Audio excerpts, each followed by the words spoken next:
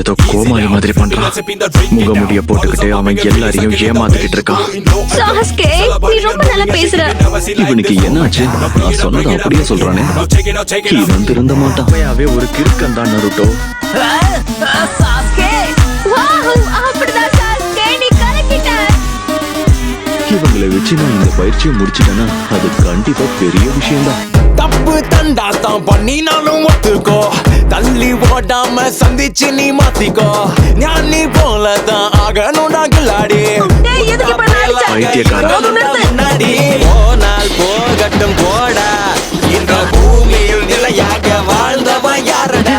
நாங்க 2 பேரும் சாதிச்சிட்டோம். அந்த மரத்தோடைய உச்சியை தொட்டுட்டோம். எல்லாம் விட்டு தள்ளு, நல்லது. சந்தோஷத்தை அள்ளு அள்ளு.